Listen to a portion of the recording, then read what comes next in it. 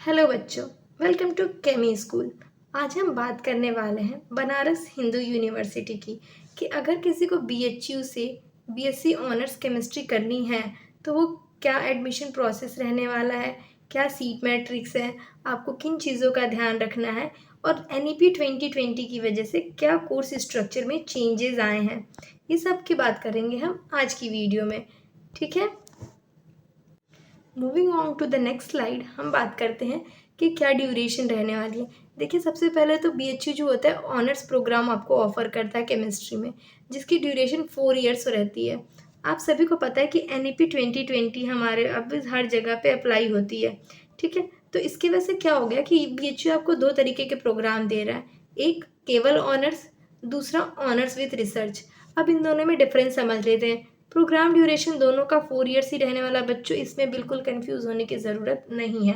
अब honours with research जो है उसका ये फ़ायदा है कि अगर आप ये करते हो तो आपको डायरेक्ट एडमिशन मिल जाएगा पीएचडी में, आपको एमएससी नहीं करनी पड़ेगी, आप डायरेक्ट पीएचडी के लिए एलिजिबल हो जाओगे। लेकिन इसकी एक और चीज़ है बच्चों कि ऑनर्स विद रिसर्च सिर्फ उन बच्चों को मिलेगा जिनका by the end of third year के एंड में जिनका सीजीपीए 7.5 से रहेगा, ऊपर रहेगा, उनको मिलेगा एडमिशन। और इसमें सिर्फ 10% बच्चों को ही वो लेने वाले हैं। ठीक है बच्चों, आइए आगे की बात करते हैं, जिसमें हम बात करने वाले हैं आप कोर्स स्ट्रक्चर की। देखिए, सबसे पहले आपको एक मेजर केमिस्ट्री तो पढ़ना ही पढ़ना है, क्योंकि ये तो आप सब्जेक्ट ही चूज़ कर रहे हैं। इसके साथ साथ बच्चों आपको एक माइनर सब्जेक्ट भी पढ़ना पड़ेगा 4 साल तक। अब उसमें आप या तो पीसीएम से होगे या तो आप पीसीबी से होगे। अगर आप पीसीएम से हो तो आपको मैथ्स या physics as a minor subject पढ़ना पड़ेगा। अगर आप पीसीबी से हो तो आपको बॉटनी, जूलॉजी या होम साइंस, इन तीनों में से कोई एक सब्जेक्ट एज एन ऑप्शनल पढ़ना पड़ेगा। इसके अलावा एक एनईपी जो है ना वो टोटल क्या करती है, हॉलिस्टिक डेवलपमेंट पे फोकस करती है। हॉलिस्टिक डेवलपमेंट मीन्स बच्चों, हॉलिस्टिक का मतलब है कि ओवरऑल डेवलपमेंट, कि आपको हर चीज़ की नॉलेज हो। इसलिए उन्होंने ये फर्दर 5 चीज़ें इंक्लूड की हैं अपने कोर्स में। एक तो मल्टीप्ली डिसिप्लिनरी कोर्स है, जिसमें आप मान लो कि अगर आप साइंस से हो तो आप ह्यूमैनिटीज़ का भी कोई सब्जेक्ट पढ़ सकते हो, या आप साइंस का भी कोई सब्जेक्ट पढ़ सकते हो।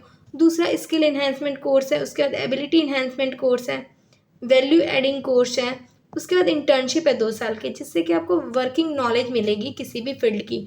तो बहुत ही इनरिच्ड करिकुलम होने वाला है आपका बच्चों। चलो, अब हम बात करते हैं सीट मैट्रिक्स की। देखो बच्चों, अगर आप पीसीएम से हो तो, और अगर आप पीसीबी से हो तो, दोनों की हम सीट मैट्रिक्स की बात कर लेते हैं। उससे पहले हम इन दो एब्रिविएशंस को समझ लेते हैं। एफएमसी का मतलब है फैकल्टी इन मेन कैंपस, और एमएमवी का मतलब है महिला महाविद्यालय, जो कि एक फीमेल्स का कॉलेज है। ठीक है, लेकिन जो एमएमवी है, एफएमसी है, वो है आपका कोएड। इट मीन्स यहाँ पे कोएड है, बच्चे लड़के भी होंगे लड़कियाँ भी होंगी। अब देखो, अगर आप पीसीएम से हो और मैथ्स को एज अ माइनर सब्जेक्ट पढ़ते हो तो एफएमसी में 45 सीट्स हैं, एमएमवी में 5 सीट्स हैं।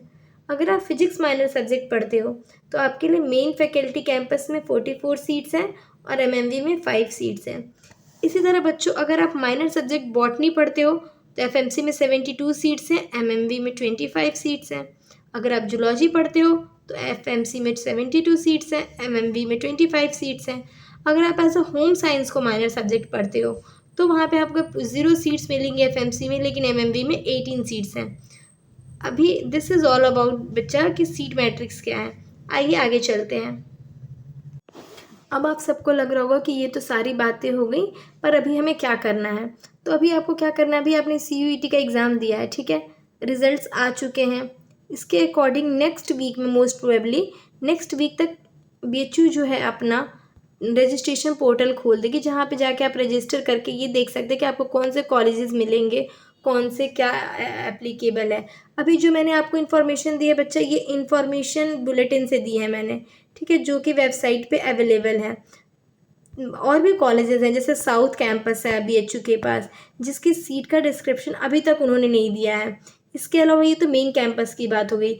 इसके अलावा उनके पास 1 2 3 4 अदर कॉलेजेस हैं जो एफिलिएशंस के साथ हैं, उनकी भी सीट मैट्रिक्स अभी तक अवेलेबल नहीं है।